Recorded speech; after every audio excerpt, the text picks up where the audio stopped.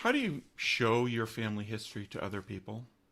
Do you get the glazed eyes when you try and show them your carefully written narrative? Today on the Genealogy Software Showcase, we're going to crack open some of the best genealogy programs and show you how they generate charts that you can use not only to analyze your data in a different way, but to show your family what it is that you do.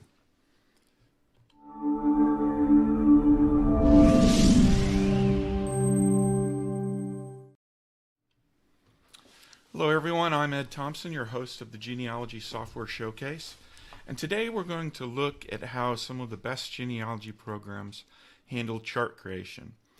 There are standard charts that genealogists use to visualize their data in different ways, and then there are some unique charts that are created for display purposes. And what we're going to do is we're going to look at each of the programs that we've looked at so far and see how they present your genealogy data.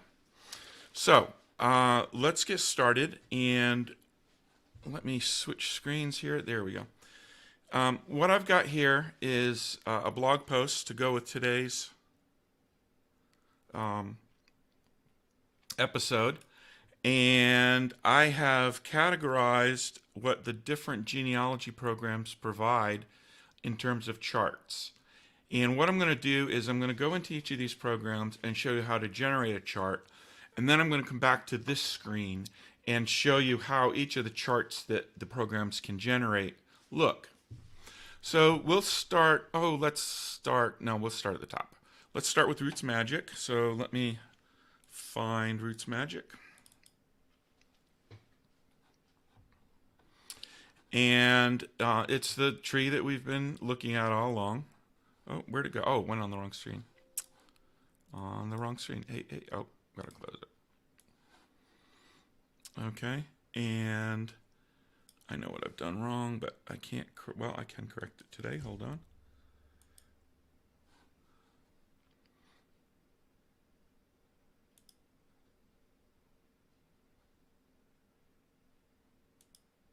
Let me fix that, and it should make it a little bit easier to see what's on the screen. Okay. You think I'd have this part down by now? Apologize for the delay. All right, so this is the family tree that I've been working with all along. It's my own family tree. And if we want to look at the charts that are created in Roots Magic, we go up here to the top of the menu under Reports. And you can select Print a Report, the Publisher, Pedigree Chart, a Group Family Group Sheet, a Narrative Report, and Charts. And if you go to Charts, you'll see that there are 5 different categories of charts displayed. If you go to Print Report, what you'll see again is all of these various reports that Roots Magic supports. Now, I want to differentiate between reports and charts. And in my mind, if it's predominantly textual and there's no visualization element, then that's a report. And I'm not going to look at reports today, although there are certainly some excellent ones that can help you with the research. To me, a chart is something like a visual family tree, for example, that can display your data, usually in an attractive manner, and provide you with some visual elements to understand your data. So I'm going to go to here, Charts, but this is one of 2 ways. And we see here a box chart, a pedigree chart, photo tree, and a relationship chart. So let's pick the box chart. And I can select how many generations. And now one of the things I want to point out here, and I want to do that for each of the programs we look at, I can select different elements for the block style. So there's a lot of these programs, I'm not going to spend a lot of time with it, have different styling approaches. Some of them look very attractive out of the box. Others, you got to tweak them a little bit to make it look the way you want to make it look. But you can do that, and I'm going to point out which programs allow that. So I'm just going to settle for, I'm going to cut down the number of generations because that limits the number of pages. And I don't care about duplicates. I'll use the color coding. I'm not going to include charts, and these are the facts that I'm going to include. So let me generate my report. And this is what Roots Magic calls a box chart, and they do it just because everything's in that box format. Now, as I said before, this is just one style of charts that this program can generate. And we're going to look at the other style of charts after we go through the other programs. So let me close this. And let me get all the way out.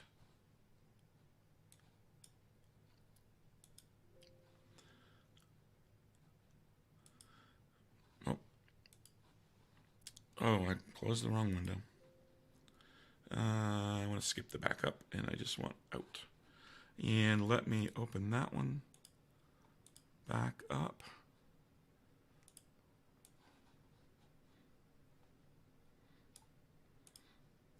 And get back over there. And where did my software programs go? Okay, next we're going to look at Family Tree Maker.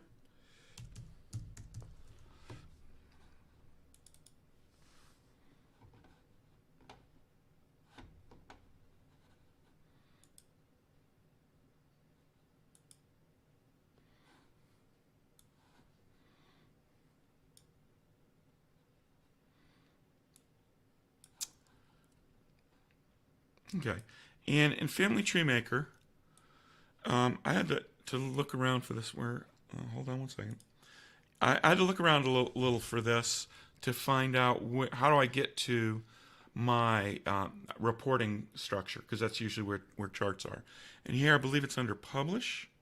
Yeah, and if you look under the Publish, it'll actually bring up on the right-hand side a list of various charts that can be generated, as well as various genealogy reports. So let me let's choose a bow tie chart, just to see something a little bit different.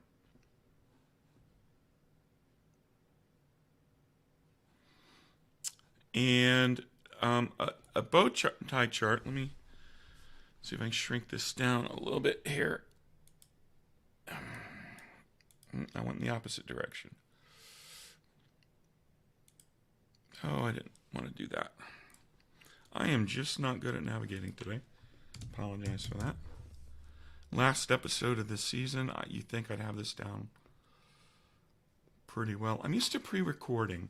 You can do so much when you pre-record, but that's not the nature of live. So I'm going to hit Publish. I already talked about this, so I'm going to do in bow tie chart.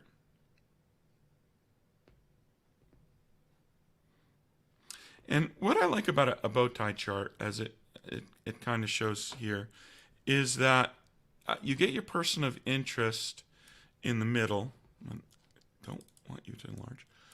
You get your person of interest in the middle, and then it goes down your mother's side on one side of the chart and father's side on another side of the chart. And Family Tree Maker, when we look at the other charts, actually does the formatting on this better than some of the others. So in the middle I have my ancestor Daniel Hart Thompson, and then I have his mother Susanna on one side, and then her ancestry, and then I have Daniel, his father, on the other side, and his ancestry. So, but it's from the Publish screen that you get to the charting feature in Family Tree Maker. Next, we will do Family Historian. Oh, excuse me.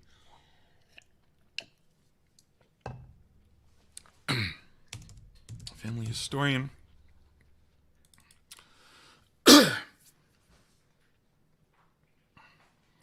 Oh, I hope we're not going to run into a problem here. We are.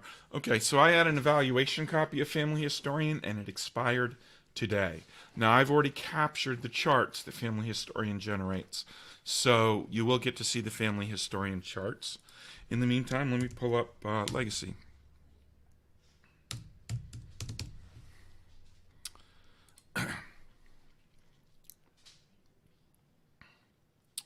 Yeah, Jen. I Family Historian is kind of interesting. It doesn't have a lot of charts. I think I only found 3. Um, Check the internet for new up. I don't care about that. Let me close that and let it pull up my default tree. Now for Legacy, I want to go to Legacy Charting. They've got a charting tool that's like a slightly separate. Oh, I'm sorry, I'm on the wrong screen again.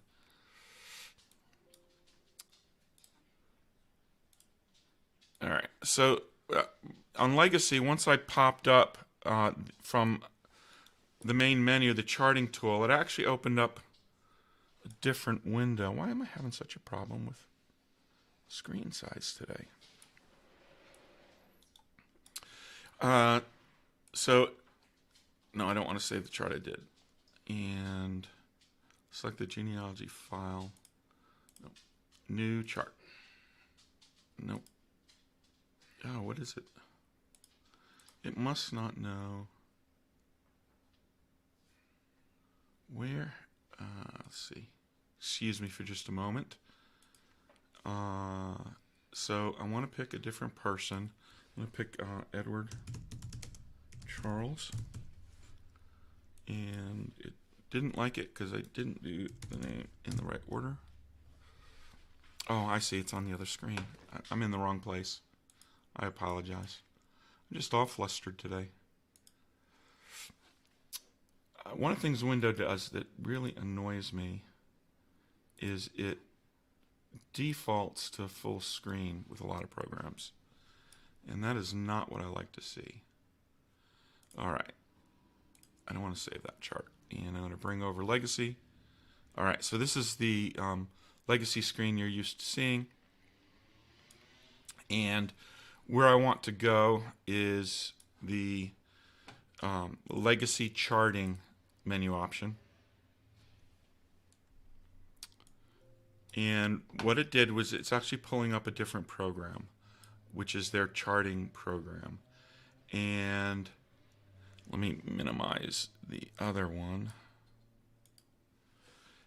Bring the charting program up here. And you see here, they have a slew of different charts that are available. And they have a whole set of DNA charts. Now, I'm not going to look into the DNA charts today, but you can see here they've got standard ancestor in like 6 different styles. They've got descendant charts. They've got fan charts in different styles. They've got, at the bottom, they've got some customizations. They have the bow tie chart as well. And let's actually do that.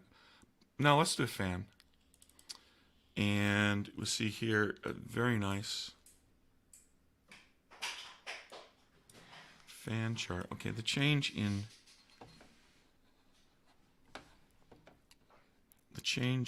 the display actually made things worse instead of better. So let me set this back.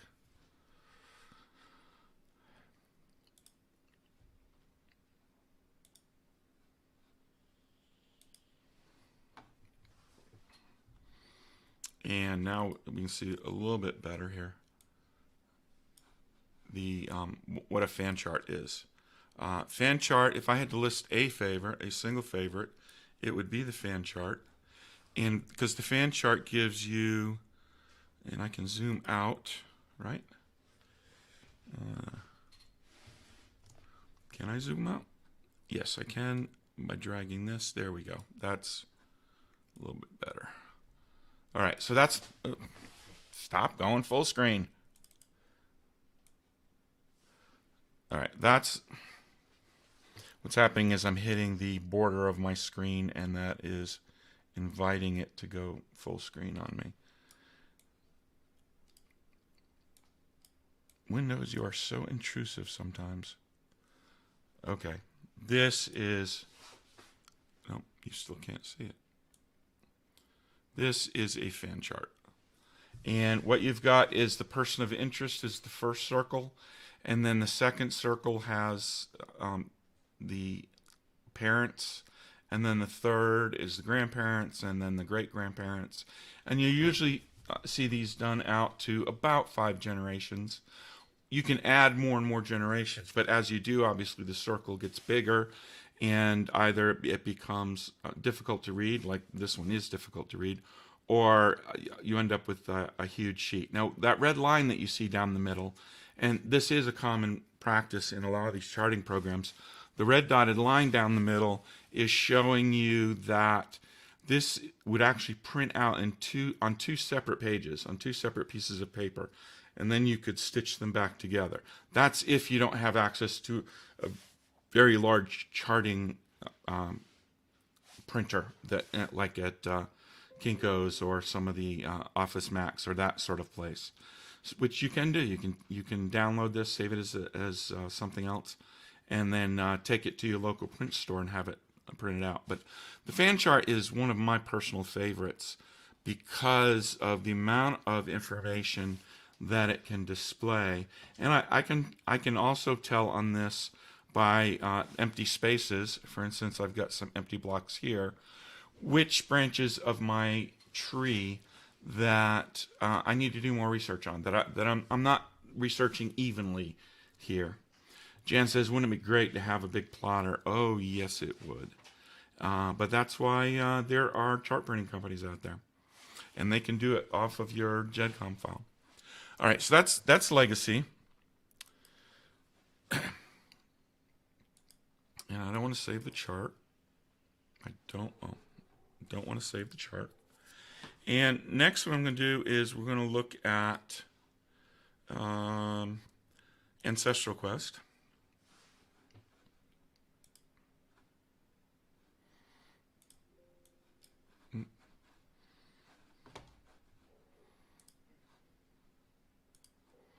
And Ancestral Quest keeps opening on the wrong screen as well.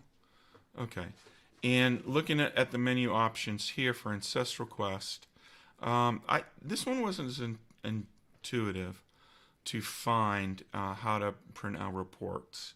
So let me see here. Was it under Tools? Search, Edit, Collaborate, Publish File. Where was it? Research Manager, Relationship. Come on. This is what's interesting is this is a lot of work for very few options. Oh, here it is. It's an icon here. Oh, that's Relationship Search, not Charts. Can we go to Printer? Yes, that's how it is. Okay, I remember now. All right, so the interface on Ancestral Quest is a little bit dated. It's not as intuitive that what I have the option of displaying here is a report. But if I look at Pedigree, it allows me to choose a chart type. I can go to Ancestry and choose and display a chart. I can do a Descendant Chart. I can do a Timeline Chart. Let's not use me because that will display my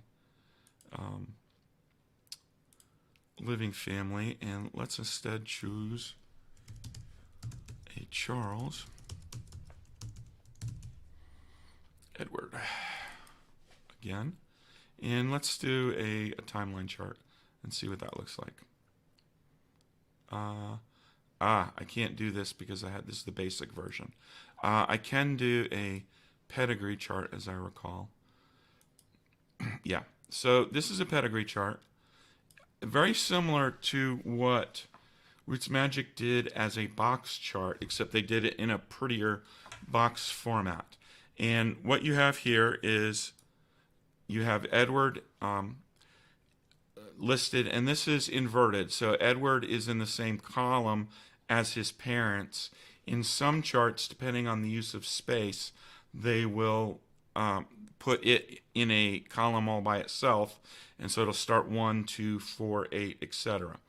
One of the things this can be interesting for, by the way, is if you're still doing research and maybe you're going to a library, you print this off and take it with you, and then you can fill in some of the areas as kind of note-taking fields for what you'd like to do. But this is the pedigree chart. But the thing I do want to point out, in terms of the ones I could get to for the free version, is that it's not intuitive either about where you go or which one of these will display a chart versus a report. And I think that's just because of the age of the design of the program. And we'll look at all the different charts AQ can do in just a moment. Let's see, we got Herdis.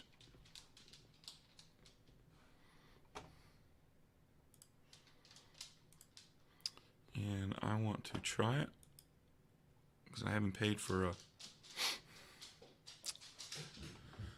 And I'm going to choose my family here. And of course, I've got these partial screens. Let me shrink this one down so that it will fit.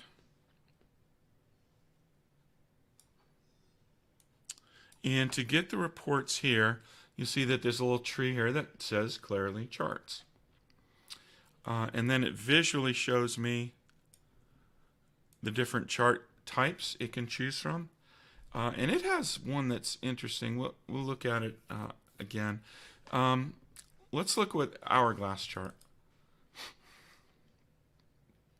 And here it is actually allowing me to pick different styles.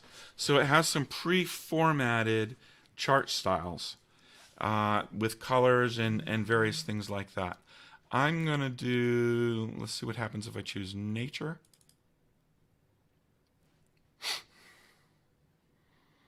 And that wasn't helpful at all. So what it's done here, what you're seeing here is if I do, and I think what I did is I did an unlimited number of generations. By doing that, these are all, each little square is a page that it would have to print out that you'd then tape together to put together your whole chart. Now, I'm going to decrease the number of generations. Oh no, that's the spacing. I remember this now. I actually had trouble figuring out in Herdis how to limit the number of generations that it displayed. So I've picked someone here very far down my tree, and I haven't been able to find how to say I only want to list out 3 generations or 4 generations or 5 generations. Now that may be my, maybe it's intuitive to people who use the program every day, but I did scout around a bit on that. So let me choose a person who's not going to have as many generations. Daniel.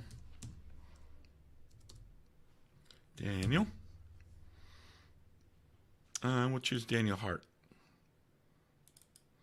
And I need to go back. Is that what I need to do? I want to redraw the tree. Now, how do I redo this? See that? Now you may be thinking, well, you didn't prepare. But I'm actually showing you how intuitive these programs are, or are not, in certain features. I can filter on males. How do I get this to redraw? Let me close this out. I don't want to save it. Let me go back in, choose my person first.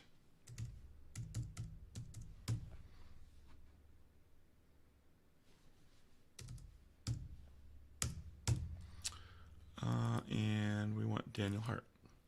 Okay, now that I've got him as kind of the root person, I will go back in here, and we want an hourglass chart.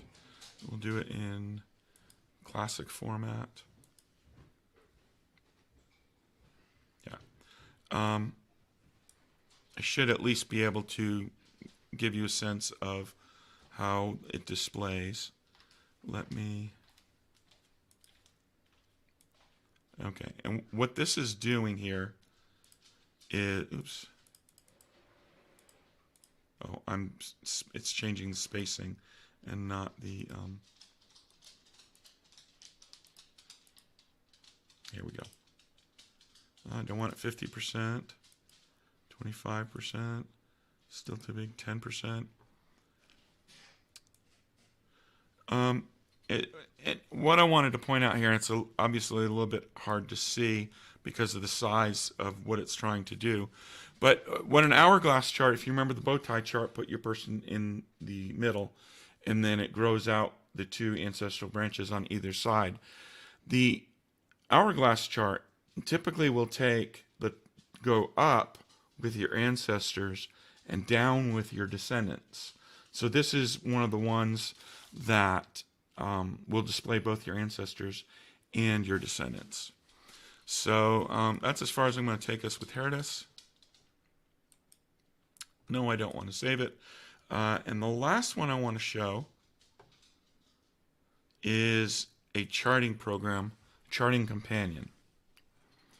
And I believe I demonstrated Charting Companion either last week or the week before. I don't remember what the context was that I did that. But Charting Companion is a charting and reporting program. So it will, Glenn, I like the multiple page display preview. Yeah, the benefit of the multiple page display preview is you know exactly how many pages that you're going to have to print out and then tape together to get your chart if you're doing it that way. So I want to choose, let's see, the Charting Companion. I've imported a GEDCOM, and I want to select a person. Let's see, how do I, yeah, so I'm going to select, let's see, Daniel. Let's go Daniel Hart. And yeah, I click on this chart icon. Very easy to navigate. And showing it on the other screen again. These are the different kinds of charts or reports that Charting Companion provides. Now, some of them are going to be very similar to what the other programs can provide, and some of them are very different. One of the ones that I thought was very different was it calls the Dandelion Chart, and I'm only going to go, yeah, 2 ancestors and 2 descendants. Oh, you're not seeing it. I can include all these facts. I don't care about those. Let me just hit preview. And it's almost like a mind map. And eventually it will stop. It'll settle down somewhere. Now, one of the things I didn't research, these are obviously all the relationships with Sarah Jane Raymond. And let me mark them off. So we'll pick Sarah Jane as kind of our middle person. Her husband was Charles Henry, with whom she had a child, Frank Verling, and Mildred Thompson. Ellen, oh, I know why, because that one is Charles. Yeah, this is very much like a mind map. So here are her parents, and you can move these things around. And I'm trying to, only because I haven't spent time with this. I'm wondering what, and maybe some of you have some ideas, and you post it in the chat. What would be a good use case for this kind of chart? I think it's really interesting, and if you think of it in mind mapping terms, or even fan terms, could be used for purposes along that. But that's one of the charts that Charting Companion provides that the family tree building programs do not. I'm going to choose another one. Let's see. Oh, I'm on the wrong page again. Let's just see how it does a Ancestor Fan Chart. I'm going to go out 4 generations.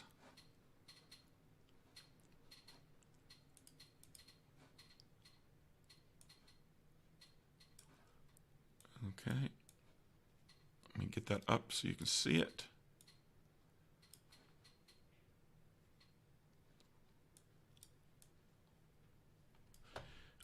And you see it's already got, it's attractive out of the box. You can change the colors. There's a lot of customizations that you can do here with these charts. And it also, I believe, if I enlarge it, will it show me the print, how many windows I need? Or is it just, yeah, it's going to show me the paper. Oh, and I can turn the grid on and off.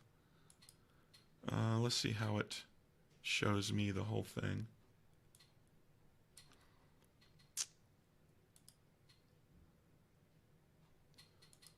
I'm going to control. Yeah, there's some features here if you've got a large enough screen where you can display how many. Glenn, you're talking about like seeing how the different multiple pages would be. This one does the same thing.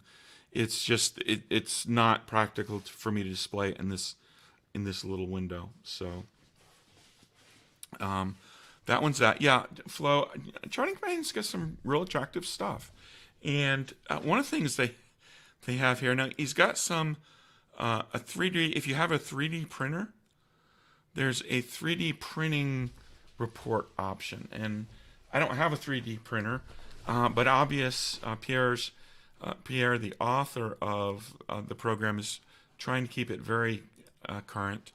And then he has a lot of, he's very proud of some of his DNA stuff, which again, I'm not going to get into DNA stuff today. We'll look at some DNA functionality in 2021, but he does have. I know that having a conversation with him, that he's very proud of his DNA matrix. So that's something I haven't had a chance to play with yet, but could be very interesting. Okay, so what I've covered is I've shown you how to do a chart in each of the different program types. So we know how. Oops. Stop filling up my screen, Windows. So let me give myself a little more space to work with. So I've actually mapped out here, and if you go to the website genealogyshowcase.tech and look under episodes, it's the newest post under episodes. And I've listed out here, I just did a display of Family Searches, which is free. Family Search does have some free charting on its website. I did not dig into that because I wanted to focus on programs rather than websites today. But that's something worth looking at too, because I think this is a very attractive fan chart. I had to shrink it down so it would fit on the page, but when you enlarge it, it's actually very nice. So these are the programs. I'm going to shrink this down a little bit so we can get more on the screen. So if I look at Roots Magic, it can do an ancestor chart. It can do a box chart, which is the one that we looked at. It can do a descendant chart, pedigree, photo tree, relationship, and timeline. Family Tree Maker can do a bow tie. We saw that. A descendant chart, an extended family chart, a fan chart, a pedigree chart, and a relationship chart. Now, this pointed out the fact to me that Roots Magic didn't have a fan chart. So the website is genealogyshowcase.tech, T-E-C-H. The Roots Magic doesn't have a fan chart. All the others that are on the screen right now have fan charts. And Ancestral Quest doesn't have a fan chart either. Heredis does, and obviously Charting Companion does as well. If we go back up, the Roots Magic had a Hourglass chart, but it didn't look good to me, so I didn't even consider it a contender. It did not have a bow tie chart. Now, I know people out there, and maybe some of you are those people, who one of the reasons they will have Roots Magic and Family Tree Maker and Legacy maybe is because they have a chart that you like. And you may only use it, you may export your GEDCOM from Family Tree into Roots Magic because you want Roots Magic photo tree chart, and they're the only one that does that. Legacy does a split fan chart. Nobody else does that. So there are people, myself included, who simply because of the differences in charting have multiple programs, and they'll choose one. Maybe Legacy is their base program, their go-to program for their research, and then they'll just use the other program for a report that they like, or a chart that they like. Glenn says, I'm tempted to use a chart printing service. I am too, and I want to do that, and I want to do some charts for my family members. I promised myself I would get to a particular point in my research, like get everyone 5 generations back with solid evidence. I don't want to print someone a chart off and then find out that I had poor research and this person wasn't even my relative. So I promised myself I would do it when I got 5 generations researched and properly documented. And then I'm going to go to one of those charting services. But I may also, in the short term, go to my local Office Max and say, could you print this for me on a big sheet of paper? UPS has a plotter. I noticed that last time I went to UPS. All right, so let's compare some of these charts. So I'm going to pull up Roots Magic's Descendant Chart. All right, and you see for Roots Magic, the Descendant Chart. Let's see. Oh, that's right. It's PDF. So it split it across multiple pieces of paper. It went 2 pages. And that was based on the number of generations that I chose. I chose I chose Frank Verling, who you see down here in the corner, and it's lopped off because the rest of it's down here to be printed off. These are all going to be PDFs. And then it shows Charles Henry, and then Charles Henry parents, and Daniel, and then their parents. So these are all the descendants. Oh, I'm sorry. I went the wrong way. Descendant chart. Is this a descendant or pedigree? What did I just say I was going to do? This is a descendant chart. Okay. So it starts with Daniel Page Thompson and then goes down to Frank Verling.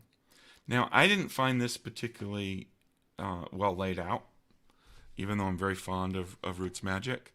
But let's look at the descendant chart that Family Tree Maker generates. Now here we have, and I can shrink it down. Now it also did the split page thing, and it looks like it split this particular ancestor off of 3 pages. But here is, I didn't limit this to as many generations. But there, I've done the descendants of David Thompson, who shows up in the middle here. And basically what I do is I would print out these 3 pages and then do them in landscape mode side by side, and I'd end up with a banner. But this is their descendant chart, and I could have gotten in fewer pages if I'd chosen fewer generations. If I go down to Family Historian and look at their chart, they ended up with 6 pages. I wasn't consistent with the number of generations I chose and who to include. But here's David Thompson, and then this would get taped to this, that would get taped to this. So this would end up 2x3 taping. Just straight out boxes. And although they did provide details, and some of the other ones that I didn't provide details on, I actually selected to not include those details. But which details you can select is also a difference in some of these programs. Let's do a descendant chart for Legacy. Okay, we got a little more color. Again, we're 6 pages. So if we go down to the 3rd page, I should see David, and then the 4th page, his wife Rachel. So these would get taped side by side, and then you've got the descendants going down. This makes it clear that a descendant chart is much like what you see if you go to Ancestry.com to see your family tree. This is one of the 2 main views the Ancestry provides. And then let's do Ancestral Quest. Yeah, so lackluster. That's all I'm going to say. And Charting Companion. Okay, so what Charting Companion did, and I didn't go back in, I'm going to show you the Ancestor chart for Charting Companion. And I often think of this as a pedigree where it's going horizontally across. What I noticed in Charting Companion is that on the page for doing an ancestor chart, there was a drop down where I could say I want the descendants versus I want the ancestors. So they provided the charting style is the same for both a descendant chart and an ancestor chart, but they just consolidated on the same screen, and I didn't go back and print off the extra report. So that's some of the comparisons with how they do reports for the descendant chart. Let me do, are we doing for time? We can do a couple more. A lot of them have relationship charts, so let's see what we got here. Roots Magic. So I did the relationship between my grandfather and David Thompson, my 5th great-grandfather. That's Roots Magic's relationship chart. Family Tree Maker's relationship chart. Difference in that it's black and white. But basically the same thing. By default, provided more information. I don't know if I can mess around with the colors on that. I give it the benefit of the doubt that I can. Let's do, now, Legacy doesn't have a relationship chart. Family Historian doesn't have a relationship chart. Picking a relationship chart was a bad choice. There's only 2 of them that have one. Let's pick out some of the ones now that are unique to each program. The box chart for Roots Magic we already saw. And really it's just a different style of pedigree chart. Or ancestor chart. So it's unique, but it's not. Photo tree was one that they had that was unique to them. And unfortunately, I only had photos for one of my ancestors in the program. But this, you can choose a tree, the style for the tree, and you can choose the, I'm going to take this off. It's starting to hurt. But you can choose the style for the tree and the background colors, etc., if you've included photos in the program. Now, there was one other program that had something similar to that. Let's see. Designed tree. Okay. So, Herodis, and excuse the quality of the graphics on Herodis. I have not actually paid for a license for Herodis yet, and they wouldn't let me print to PDF their charts, so I just took screenshots. So the quality of the image is much better than it will look for here. So don't hold that against them. But so they did. They call it a design chart, and they have different trees that you can put out there, and they're displaying facts instead of photos. So that's one for them. All right. Family Tree Maker. Which one? They had one called Extended Family. And I don't know if it was really unique or if it was simply an Hourglass chart. I think with the Extended Family, it's including aunts and uncles and such. And it's the same graphical format as their ancestor chart or their descendant chart. They're the only ones that have this. Not my favorite chart style personally, but you may find it useful. What else did they have that was unique? I thought they had a rather attractive fan chart. That I apparently linked to improperly, so I have to go back and fix that link. Legacy has a split fan chart, which I thought was kind of cool. So what they've done here, I've got Daniel Hart Thompson, and this is displaying it's descendants. I mean ancestors. So I've got Daniel Hart Thompson in the middle, and his father's ancestors go off to the left, and then his mother's ancestors go off to the right. So it's like an hourglass chart, except it's in fan style, and I liked that one. Obviously, I like to get it on one page, but you can only do so much with your eyes. The design tree I already talked about. Let's look at just because I'm comparing fan charts. Let's look at the Family Historian fan chart. Their fan chart. Now, I wasn't crazy about the last one, but I actually like the Family Historian fan chart. That it's not letting me move up. They've color-coded the different branches, lineages. This could be helpful. It lets me know here's the male side, female side, male side of the female side of the female side. So this is my Y DNA path, and this is my mtDNA path going down this way. Close some of these windows so I don't run out of memory. Let's see. Is there a particular chart? If anyone has seen a particular chart that they'd like to see, let me know. On the charting companion, I showed you the Dandelion Chart, which I thought was interesting. Another thing that they had was they had a Descendant Fan. So instead of your ancestors, it's actually breaking down and showing your... can I fit more of this on the screen? Yeah, it's actually showing... Damn it. Oops.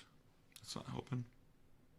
Apologize, I'm not showing as much on the screen as I had hoped. Oh, there we go. All right. I got Daniel Hart Thompson here, and instead of his parents, I'm seeing his descendants. He had a daughter, Mary E. He had a daughter, Lydia A. Charles, of course, is in my direct line. And then Abigail was his mother. Why is it showing his mother down here? That's interesting. So it comes down, and it would have kept going. I capped it at my... I didn't want to show any of my living relatives. But, yeah, a Descendant Fan. I liked that one. Let's see. Before we wrap it up. Just because it has the more attractive ones. Let's look at their hourglass. And unfortunately, it is multi-page. But the hourglass is the one that is like the bow tie, except it's vertical, and on the top is the ancestors, and on the bottom is the descendants. The other one that they had that was interesting was one they call a Trellis Chart. And this one is where I didn't do right by you, because I should have researched more about what this was. It's certainly interesting in terms of how it's displaying things. I'm just not sure what it's trying to tell me. And I tell you what, I am so curious about this. I'm going to open back up and find out. Let's see what it has to say here in the help. Charts and reports. Overview. Color charts. Overview. Trellis chart. All right. So what does it tell me? Trellis chart is a chart that prints all relationships to an individual found in your file for a selected number of generations. Okay. I would have to spend some time with this to see how it could help me. Anyone use... Yeah, it does look like a logic game. Anyone use a Trellis chart for anything before? Just let me know. Many options are available to format the content and layout. Many printed pages can be tiled together to create a large chart. FMS and daughter. I can preview it. I can print it. I can publish it. Yeah. So it always helps to look at the instructions. Not something most of us guys do at heart. Yeah, I'd never seen it before either, Jen. So that is charting, at least for desktop software, on in your basic tree building software programs, as well as in your charting program, charting companion. So let's go back here and chat for a minute. You like the snow? Yes or no to the snow? Okay. So first of all, let me say thank you. This is our 6th episode of the Genealogy Software Showcase. Some of you have been here from the very first episode. Some of you, Cindy, this is your first episode. And I thank you, each and every one of you, for joining us for the live broadcast. And if you're here watching the recorded broadcast, I thank you as well. This is our last episode of the season, our last episode of 2021. And I'm going to take the next couple of weeks kind of fine-tuning some of the live streaming tools that I've got to give you a much better show in 2021. And we'll be looking at planning out our 2021 agenda. So if you have certain things, something that you'd like to see in 2021, then please go to our website, the Contact Me page, and send me an email, or go to our Facebook page, Genealogy Software Showcase, and you can join that and post in that what you'd like to see in 2021.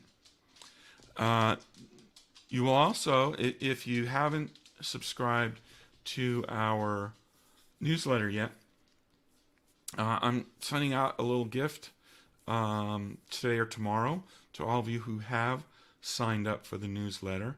It's a copy of my new ebook, Finding the Best Genealogy Software.